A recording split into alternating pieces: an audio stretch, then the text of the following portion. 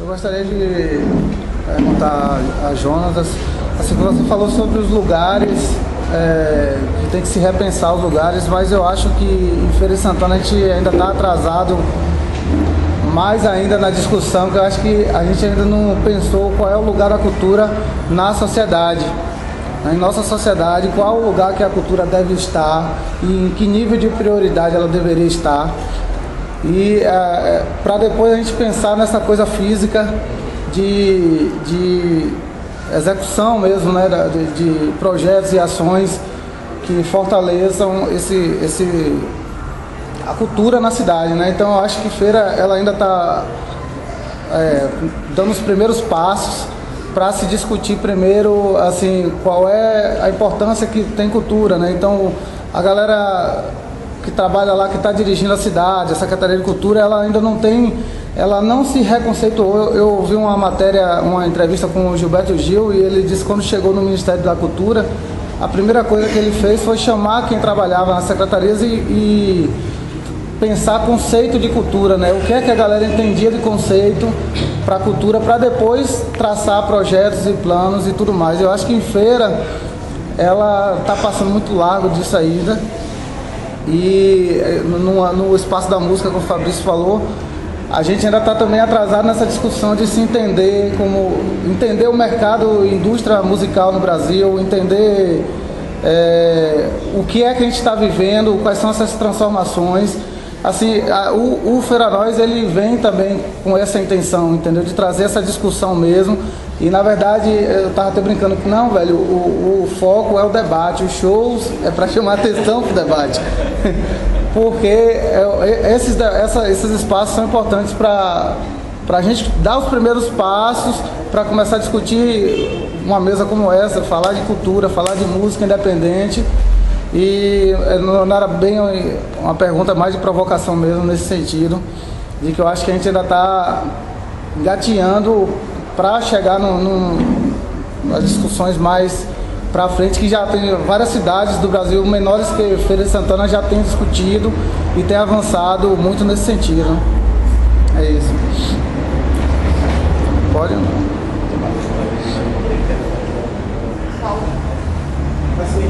Também assim, no sentido de provocação, por que não? No sentido de provocação também, vem assim, nessa discussão de espaço, né? Qual o espaço da arte na nossa cidade, e também na questão da política pública, né? Que aí eu sou daqueles que acreditam que existe política de Estado, mas que política pública, no sentido mais estrito do que seria a política pública, do retorno social, isso não existe, porque é uma política de dominação do Estado, que aí eu colocou isso de forma brilhante, o que existe é um projeto de dominação do Estado da nossa sociedade, e onde, na verdade, os locais de cultura, eles existem, independente disso, né? Se o cara faz um samba no aviário, ali é lugar, é espaço de cultura. O que não existe é uma ação, sabe, de Estado, uma política social, para que esse samba que ocorre no aviário, ele tenha visibilidade, né? E a questão do que a gente fazia no underground, né?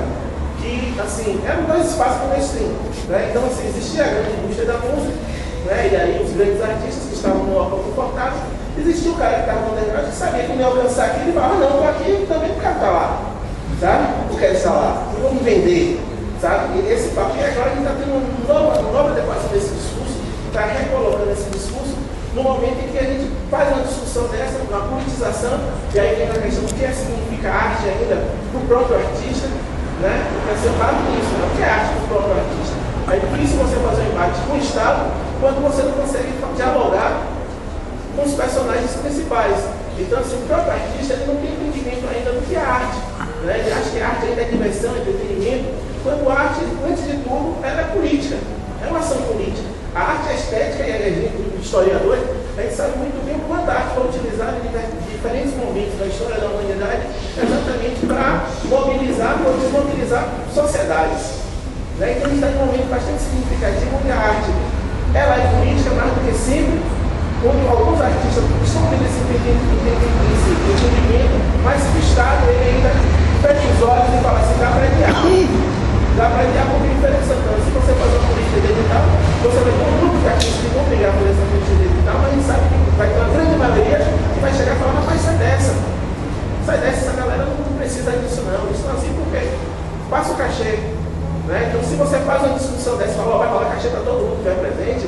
a gente teria que fazer lá no Teatro da Arena essa discussão.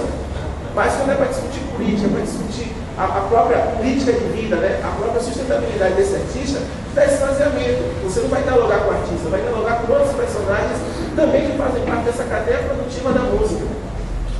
Mas assim, o artista ele ainda acha que, primeiro, a sobrevivência imediata. Depois, política é outra coisa. Política, nós temos pessoas que discutem isso para a gente. Né? Então, quando a gente tiver esse entendimento de que alguém vai discutir política para artista vai continuar sendo moeda de troca para a sociedade.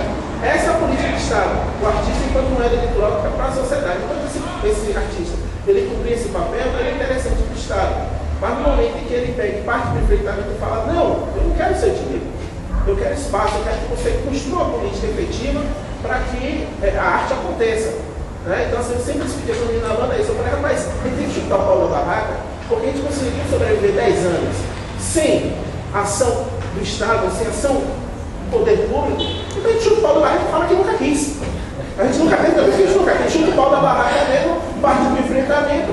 Não vai ter, mas também a gente nunca teve. Então, a gente não sabe quais são os gafundos de você chegar lá e bater no ombro do diretor de cultura, do secretário de cultura, e ter o seu recurso liberado. A gente fala, não, a gente nunca quis mesmo esse recurso, então a gente chuta o pau da barraca e aí parte do enfrentamento. Então, assim, o que está faltando é exatamente isso. O artista ele se perceber como agente político, como sujeito transformador da realidade, como o cara que vai dar nova estética, né? Então, assim, se a sociedade ela passa por mudanças, ele falou um barato interessante, que a gente tem alguma mesa composta pela população negra, e aí a gente pega assim, isso não é um privilégio, isso é um fato comum, que está se tornando comum, a transformação da nossa sociedade, se está passando com a estética disso. E aí, muito barato, quem vai fazer isso é a arte. Nesse nosso momento, quem vai desenhar esteticamente, quem vai dar estética nesse momento que nós estamos passando, é a arte. Só que a arte está passando isso sem disputar o espaço público, sem disputar o poder público, está passando e ainda num modelo que se permite a dominação. Por isso que eu falo assim, local de cultura existe, em qualquer lugar. Se você vai lá para a casa e bate palma, para o samba de roda, se você vai no terreiro que está rolando samba, se você há espaço de cultura. Agora, qual a visibilidade que esse espaço vai ganhar? Qual o mérito que esse espaço tem? Qual a construção que vai ser feita de sociedade a partir daquele espaço? É o grande barato, é o grande diferencial. Então, assim, a escolha, a eleição desses espaços de cultura, essa normatização desses espaços de cultura, passa pelo próprio processo de dominação, pelo próprio processo de escolha de modelo de sociedade que se quer. Aí é onde passa que não existe inocência na política de Estado em cultura no nosso município e no município brasileiro. Não existe ingenuidade. Isso aí seria imaturidade nossa acreditar nisso. Existe e é bem estabelecida, bem evidente para a gente. Agora sim, a gente vai continuar se adequando a esse modelo, ou vai fazer uma política de ruptura, que aí eu sou como o João também, o Diego falou, vamos tocar fogo mesmo. Eu sou dessa chutar o pau, chutar a porta e invadir e falar, não, botar o dedo e falar, não quero só grana. Eu quero a mudança, que eu sei que não vem para mim, porque eu estou chutando a porta, mas que virá para a cultura e aí eu vou me beneficiar de alguma forma disso. Mais alguém? Eu só queria voltar um pouquinho em cima disso aí. É que essa questão da ação, quer dizer, por mais que a gente perceba que a gente está aqui junto, e a gente vem se encontrando, entra ano e sai ano, e os diagnósticos são sempre os mesmos, né? E quando a gente diz assim, vamos escutar o pau da barraca, vamos queimar tudo, a gente nunca define como a gente vai fazer isso. Parece que a gente sempre está desejando fazer isso, mas de fato a gente não consegue definir como. A gente está sempre inquieto, a gente vai se reunir talvez daqui a um ano, e o diagnóstico vai ser o mesmo, porque nada vai mudar, se a gente não se apropriar disso. Então, a gente vai se reunir aqui hoje, e que ação vai sair daqui? A gente está o tempo todo diagnosticando, né? A gente não consegue focar, a gente não consegue sair daqui com algum propósito para que, de repente, no próximo ano a gente esteja aqui e alguma coisa tenha envolvido, que a gente tenha participado dessa evolução. A gente não fica esperando que o outro lado decida e que a gente só esteja aqui criticando como está. E a gente faz o quê? Se a gente só critica, a gente precisa pensar em ação, tentar produzir as coisas. Eu acho o seguinte, que essa mudança tem que partir da gente. Às vezes a gente fica esperando muito da política fazer a cultura. E muito pelo contrário, a gente tem que cobrar da política que ela venha fazer essa mudança. Porque a cultura existe em todos os pontos da sociedade, como a política existe em todos os pontos da sociedade.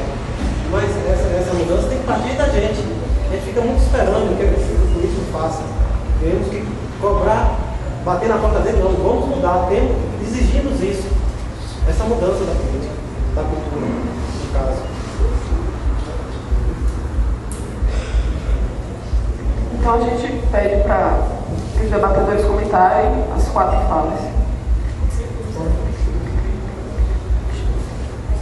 Eu só queria, eu estava, enquanto eu ouvia as contribuições, pensando numa canção de uma banda de rap, formato massa de rap, execução ali ao vivo, lá de Léo, chamado Quadro, que acabou de lançar um disco muito interessante. Tem uma canção desse disco que é uma provocação tremenda, que eu queria que todos nós pudéssemos ouvi-la em nossas casas. Se chama Valor de X.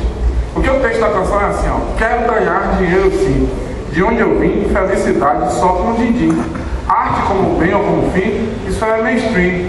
Responda essa questão para mim. E aí começa a discutir. Quando várias pessoas que ouviram aquilo a primeira vez, dizem assim: que sacanagem, velho, só tem vergonha de dizer que não sei o que. Aí um dia eu perguntei assim: alguém aqui de nós, professores, gostaria de trabalhar para não se sustentar e pagar a comida que a gente come todo dia? Porque parece que virou uma espécie de pecado original falar em profissionalização da arte. E isso tem muito a ver com o debate político. Porque esses segmentos que estão ali pedindo a bênção do secretário de cultura ou do agente cultural, eles têm uma discussão muito mais bem resolvida sobre profissionalização da arte. E a gente ainda acha que esse é um assunto um pouco tabu. Então, quando eu estava ouvindo as provocações, eu estava pensando exatamente nisso, né? Quando a gente fala no espaço, eu imagino que quando o John falou ali no espaço, a primeira coisa que me veio à cabeça não no espaço físico, que é uma arena para show, mas enfim, é pensar que, por exemplo, esse espaço aqui, ele é um espaço para que os sujeitos que profissionalmente, inclusive, fazem da música ou de outras formas de arte, como a pintura, como o desenho, como a expressão corporal, como a dança, essas pessoas possam realizar o seu ofício, inclusive.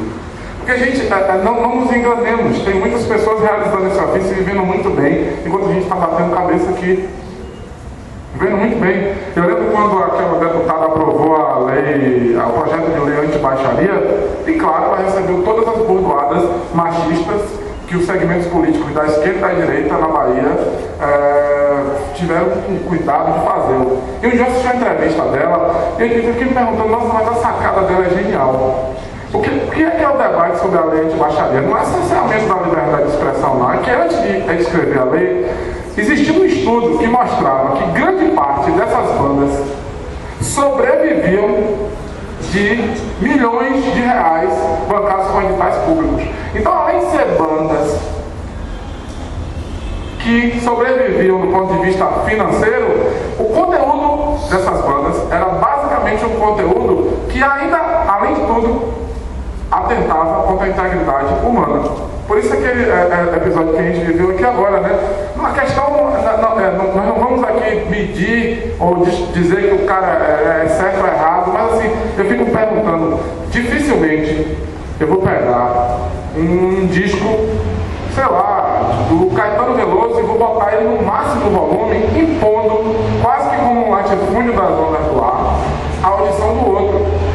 O que isso quer dizer, gente? Não é que eu sou mais legal porque eu escuto Caetano Veloso, não é isso. É que tem gêneros da música que, para que eles existam, eles precisam destruir os outros. Por isso que determinadas culturas musicais, contemporaneamente, elas precisam dessa exibição destrutiva. Isso não é à toa, isso é político. Porque é assim que se constrói a ideia da visibilidade absoluta, né? É como se a gente fica falando sobre gosto e a vontade que eu tenho para fazer, a pergunta que eu tenho vontade de fazer sempre que eu vou com um debate desse sobre política pública e que tem um representante do poder público.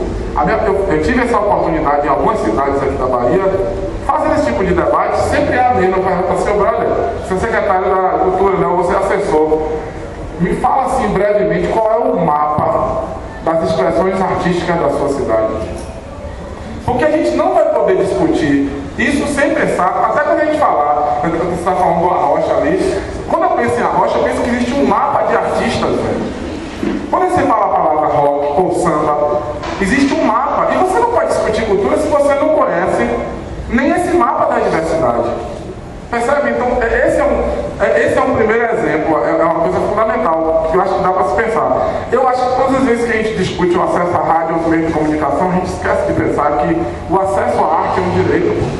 E quando a rádio, ou a TV, ou os segmentos de comunicação, vamos dizer assim, cerceiam o acesso à diversidade, a rádio está negando um direito. Uma certa vez eu tive ainda bem que acabou na mesa de bar, não acabou na briga física, mas com um dono de rádio no certo lugar que eu disse assim, meu velho, existe uma coisa de concessão pública. Como é que um meio de comunicação, que em parte, inclusive, cumpre um papel para a sociedade, ele não garante a diversidade? Como é que eu posso me convencer de que existe música A, B ou C, se esse segmento... É como ir para a escola e dar aula de Grécia, Roma, História Medieval, e deixar para as 2 últimas semanas da 4ª unidade para falar de História do Brasil, pô. Você não está oferecendo diversidade. Eu tenho colegas que brigam comigo até hoje, assim, que não entendem, porque eu assim, não vou entrar nesse método de história, mas eu não dou aula de história antiga. Eu não dou aula de história antiga. Sei lá, se for um professor rasta que não dá aula de história antiga, sou eu, não dou aula de história antiga. Eu não dou aula de história antiga, eu não consigo colocar naquela carga horária tão pequena, não consigo.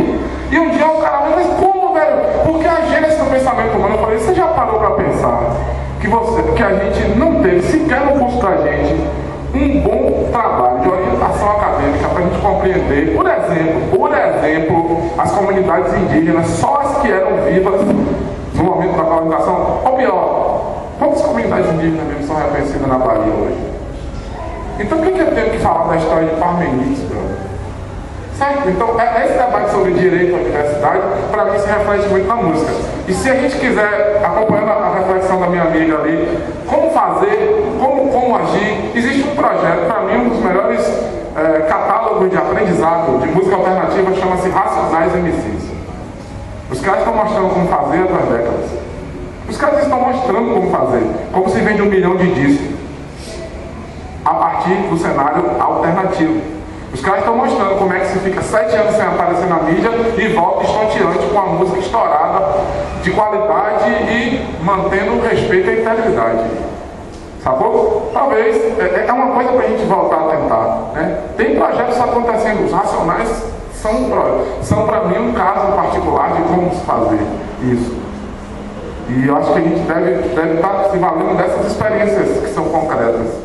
Afinal de contas, a gente vai acabar continuando fazendo essa divisão, né, da política e da cultura, sem pensar, então, que a própria realização do produto artístico é uma realização, então, política. Então, vamos aprender com o que está produzido, vamos aprender com o que está feito, vamos, inclusive, reconhecer, compreender. Eu acho que esse, para mim, é um dos caminhos, eu acho.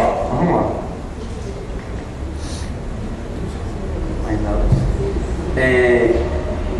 Você vê que sempre uma provocação bem-vinda, e eu sei que é bem mais objetiva para a gente do que para os outros, e que é muito bom, né? Tem uma fórmula que inventaram nos Estados Unidos em 1934, chamada Mohawk Valley. Uma reunião de publicitários americanos em que eles difundiam, se reuniram e estavam pensando numa perspectiva política de monopolizar a mídia. E, portanto, o pensamento, e mais do que isso, o Chomsky chamou isso de controle do juízo público. Controle do juízo público não é você controlar diretamente como as pessoas vão julgar, mas formá-las. Isso está no âmbito do desejo, inclusive, do gosto. O gosto é discutível porque o gosto tem que ser historicizado. O gosto não tem história. Tem esse mecanismo, ninguém nasce gostando disso ou daquilo. A gente cria desejos. E existe mecanismo de difusão e constituição de desejos. Obviamente, a gente está falando de um grupo social que tem o controle maior desses mecanismos para construir desejo. Eu não nasci desejando sorvete. Eu vi aqui bom passando e a propaganda falando e passei a desejar. Bom, nós, obviamente, subalternos, não dominamos isso. Quem domina são outros sujeitos. E eu estou falando isso porque uma experiência em particular, eu fui diretor de uma secretaria de cultura aqui no município de Santa Bárbara. E quando você entra, inclusive, com uma proposta significativamente diferenciada da que te precede e que já está no âmbito das estruturas políticas, a própria comunidade vai reivindicar de você calcinha preta.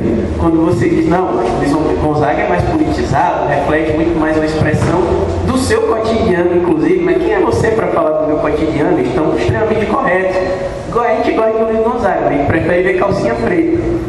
Então, quando você vai responder isso, a dificuldade é muito grande. Aí está exatamente outro choque cultural. Isso está difundido, o gosto foi constituído e foi substituído, ele é o tempo todo disputado. Então é preciso disputar mecanismos de formulação de gosto, ou pelo menos politizar e reconhecer que o processo de criação de desejo, como dizia o Freud, é um processo social, não é um processo inato, não está dentro da gente, não é da nossa natureza.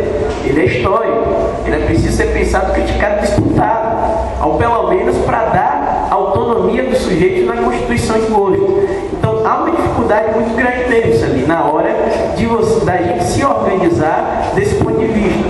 Mas existe da ação política mais concreta que a gente cobra o tempo todo e que a gente sempre se reúne anualmente e faz a mesma crítica. Porém, a gente tem que dimensionar algumas coisas. Não estamos no lugar da fórmula Mohawk-Valley, ou seja, não estamos no lugar da dominação. Então é muito mais difícil, porque disputando com nós, eu disputo com o meu vizinho que ouve músicas tradicionais e que não compreende o processo que formou o gosto dele, e ele não entende, ele não quer, ele resiste, o conflito gera, ele reproduz a dominação porque é condição. Então é um processo complicado, muito, bastante, em qualquer aspecto. Outro ponto que eu acho que deve ser observado muito do que a gente faz, a gente não reconhece também. A gente tem essa coisa, botar fogo na plantação, a gente já começou há muito tempo, e você persegue isso na gente, inclusive. Já começou a botar fogo na plantação, tudo bem, não queimou um hectare, mas queimou 2 alqueires, sabe? Feira Nós queimou já uns alqueirezinhos aqui em feira, vem queimando. O processo que vem construindo, tem que reconhecer também o quanto a gente avançou e vem. O que a gente saiu antes de fazer um show do ano, fazer um evento, a gente fez 50. E aí a gente conquistou o público. Obviamente que eu acho que o processo inclusive do evento tem que ser mais politizado, do ponto de vista mesmo da difusão de uma forma de pensar ou de disputa de uma forma de pensar. E aí eu acho que nisso a gente perde. Mas eu acho que reconhecer o papel que a gente vem constituindo, nos tornamos agentes, inclusive a partir do Feira Coletivo, em que não é só aqui não, a nossa ação política se estende, particularmente no nosso caso profissional, a sala de aula, se estende a qualquer coisa que eu faço na UF, não acaba sendo um evento cultural, com música de Feira de Santana disputando o espaço. Então existem ações sendo construídas. Eu acho que a gente precisa amarrar, eu acho que a cobrança da gente tem que ser, isso tem que ser feito de forma mais racionalizada, mais pensada e mais programática, porque aí nossa ação política se torna muito mais eficiente. A gente precisa sentar com o menino da CESAP e dizer, olha, tem tantos agentes aqui que pensam nessa perspectiva. É preciso amarrar isso, porque a nossa ação vai ser muito mais eficiente do ponto de vista da política. Mas existem ações, eu concordo com você plenamente. Estou doido para ver a plantação pegar fogo há muito tempo, mais rapidamente. Mas toda vez que a gente liga o fósforo, os caras vêm com água por cima. E aí é complicado, a gente sempre piscando e o fogo e a água vindo. Mas vamos lá, né? Eu acho que, enfim, é isso. De trás para frente, né? Vou começar aqui pela provocação de Celi. Eu acredito, Celi, que uma movimentação que já tem sido bem sucedida, o próprio Feira Coletivo tem demonstrado isso. Agora, ainda não alcançou talvez a escala que nós gostaríamos para ter a força suficiente para disputar certos espaços institucionais. E na verdade, o que é o espaço institucional da política de Estado? O Estado é aquela instituição na nossa sociedade que por excelência transforma interesses de um determinado grupo em interesses do conjunto da sociedade, não é isso?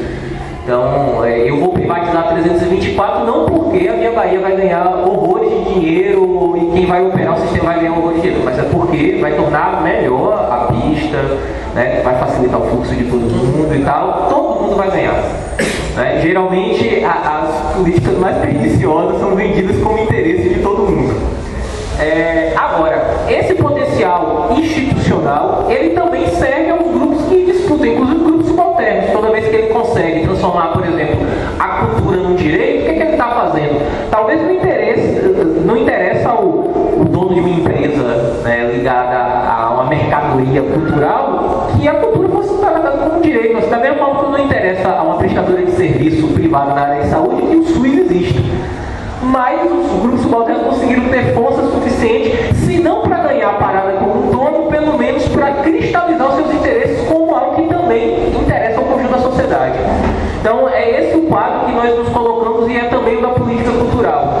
E para isso eu acredito que a iniciativa do Feira Coletivo mais bem sucedida que eu consigo observar como alguém que não é do coletivo, mas vê as iniciativas pela cidade e tudo mais, ou fora do eixo nacionalmente, que eu já de algum tempo tenho tido uma preocupação de acompanhar, é construir pontes, evitar o isolamento, considerar que da mesma forma que a cultura, né, a gente cobra do outro segmento, que ela não seja vista como, né, um ponto isolado, nós na nossa prática e ação política também não podemos, inclusive, nos pautar da mesma forma isolada e criticando o inimigo. E portanto isso significa o quê? Todo processo ou de revolução, ou de mudança social intensa, ou de qualquer coisa que seja, geralmente quando ele foi desmontado porque se isolou quem queria as mudanças. Geralmente dessa forma. Seja com os quilombos, por exemplo, então você cortava o suprimento, isolava, né, e impossibilitava que novas pessoas chegassem e somassem, até, por exemplo, agora na Primavera Árabe, você pega Egito, Tunísia, a primeira coisa que os governos fizeram foi tentar tirar os provedores. Acabar o funcionamento das redes sociais, isolar, né, os sujeitos em processo de luta. Então eu acredito que um dos pontos assim, importantes para discutir em qualquer enfrentamento que consiga avançar aqui em Feira sobre política cultural são as pontes que nós fazemos. Quais setores nos interessa discutir cultura? E eu estou dizendo não é só quem é produtor cultural ou quem é artista. Então esse para mim é um ponto assim, essencial para fazer. O vale para as outras lutas também. Tem coisas aqui em Feira que é impossível tocar a partir do setor específico. Eu posso dar o exemplo dos camelôs hoje em dia, que estão aí em polvorosa porque é que vai ser no dia 2 de janeiro, né, com uma discussão dito ordenamento do centro da cidade, que eles fizeram uma avaliação que não tem como resolver isso só, não tem força para enfrentar isso só.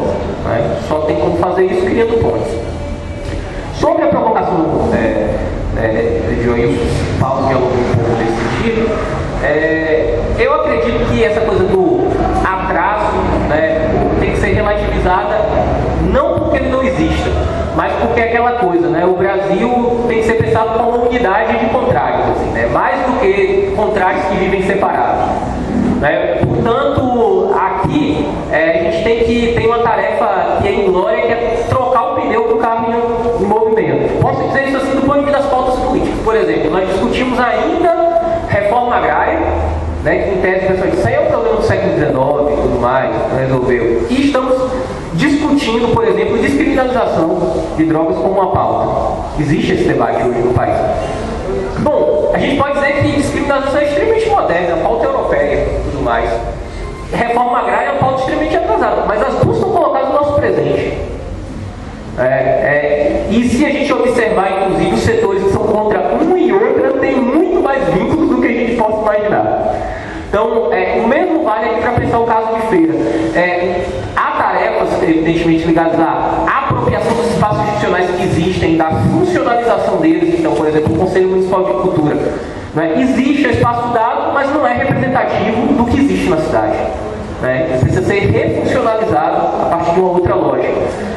Lugar da cultura, que eu citei de espaço, mas que se refere a um lugar do ponto de vista um lugar estratégico. Como é que uma sociedade, uma cidade, pensa que a cultura é importante para o seu próprio desenvolvimento? Bom, existe um espaço institucional dado, o Plano Municipal de Cultura. Não está colocado, mas tem várias promessas aí que ele sairia ainda esse ano, enfim, não foi à frente, mas concretamente há um espaço institucional que tem que ser disputado, funcionalizado a partir, né, de quem disputa que é outra perspectiva. No entanto, é muito provável que esse seja um espaço que as nossas expectativas vão ser transbordadas. É um espaço que não cabe as nossas expectativas sobre o que a cultura deve ser na cidade. Portanto, ao mesmo tempo que isso é feito, por exemplo, o Feira Coletivo teve que criar espaços ou articular espaços já existentes. Então, eu acho que a questão do atraso e do moderno do Brasil tem que ser vista nessa perspectiva. É uma chave que congrega contraditórios. Assim. A gente, infelizmente, tem coisas, né, que pode remeter um passado muito longínquo e tem coisas que são muito modernas convivendo juntas. Nossa tarefa política é dupla, são enfrentar as duas coisas ao mesmo tempo. Então, é dessa maneira que eu penso.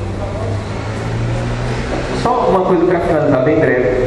Eu falei que ia contar da minha breve experiência enquanto produtor de arte aqui, mas é só uma coisa muito pontual. Eu pensei, num período da minha vida, continuo tendo envolvimento com quadrinhos. Gosto muito de quadrinhos, leio quadrinhos desde... aprendi a ler para ler quadrinhos. E nós tínhamos um fanzine, por exemplo, aqui, né? Um grupo, parte do pessoal continua aí. Na luta veio parte desse pessoal envolvido com a iniciativa, por exemplo, da revista do Lucas da Feira. Mas eu lembro que a reação da Secretaria de Cultura, do gestor da época, a ideia de produzir uma revista de quadrinhos de Feira de Santana foi daquela, não, isso aí, primeiro que sempre para criança. Segundo que esse negócio é de herói. A gente falou, rapaz, não é bem assim não, assim, tem... Aí, né, enfim, não andou. Mas na época, a avaliação que, né, nós fizemos, assim, é que, por exemplo, isso era uma daquelas coisas que existia em feira, estava colocado na cidade, que se movia pela cidade, mas que naquele contexto ela era absolutamente imperceptível do ponto de vista da política. Eu acredito que hoje isso não é mais. Essa não é mais a realidade. Por várias razões. Pela apropriação social das tecnologias e pelo grau de acúmulo aí do enfrentamento político ao longo desses anos.